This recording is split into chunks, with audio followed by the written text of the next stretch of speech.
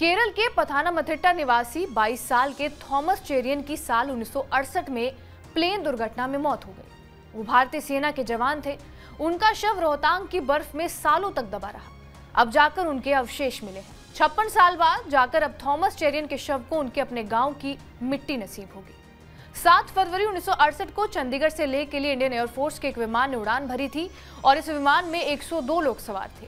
लेकिन हिमाचल के रोहतांग दर्रे के पास विमान का संपर्क टूट गया था और फिर आगे बादल के ऊपर चंद्रभंगा रेंज में विमान क्रैश हो गया था।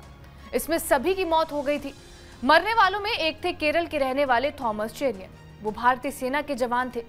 क्रैश के बाद उनका शव कहां गया किसी को पता नहीं लगा और अब जाकर उनके अवशेष मिले हैं। आखिरकार मौत के 56 साल बाद इस जवान को अपने गांव की मिट्टी नसीब होगी। थॉमस चेरियन के घर वालों ने कहा, हम खुशी मनाएं या गम समझ नहीं आ रहा है। जब थॉमस चेरियन की मौत हुई तो उस समय वो महज 22 साल के थे। जानकारी के मुताबिक पथानामथिट्टा निवासी ओडालिल परिवार के ओम थॉमस के 5 बच्चों में से चेरियन दूसरे नंबर पर थे। वायुसेना से उनके लापता होने की खबर मिलने के बाद परिवार ने दुख में 56 साल तक का इंतजार किया।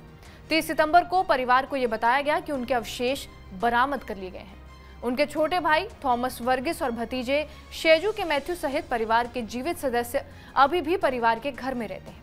वर्गिस, जो अपने भाई की लापता होने के समय सिर्फ 8 वर्ष के थे, वो कहते हैं कि वो दिन अच्छी तरह याद है जब 7 फरवरी 1968 को विमान के लापता होने की सूचना देने वाला टेलीग्राम आया था। 2003 में अधिकारियों ने यह पुष्टि की थी कि विमान दुर्घटनाग्रस्त हो गया है और कुछ शव बरामद किए गए हैं, जिसके बाद अरणमुल्ला से स्थानीय पुलिस ने थॉमस चेरियन के बारे में विवरण सत्यापित करने के लिए उनके घर का दौरा किया, जहां उनका परिवार रहता है। भाई थॉमस वर्गिस को समझ नहीं आ रहा था कि वो ऐसे समय में क्या करें।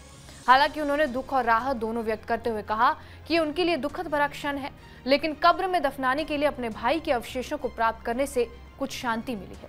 शेजू मैथ्यू ने बताया कि परिवार 56 सालों के बाद भी उनकी निरंतर खोज के लिए सरकार और सेना के प्रति आभार व्यक्त करता है। केरल के कई बाकी सैनिक भी AN-12 विमान में सवार थे, जिनमें कोटायम के KP पणिकर, KK राजपन और आर्मी सर्विस कोर के S भास्करन पिल्लई शामिल थे। इन सैनिकों के शव अभी तक नहीं मिले हैं।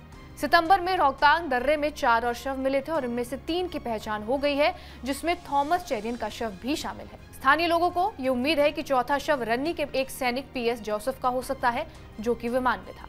बहरहाल, आपका इस खबर पर क्या कुछ कहना है, हमें कमेंट बॉक्स में जरूर बताएं। बाकी देश और दुनिया की तमाम बड़ी खबरों के लिए बने रहिए हमारे साथ TV9 डिजिटल पर।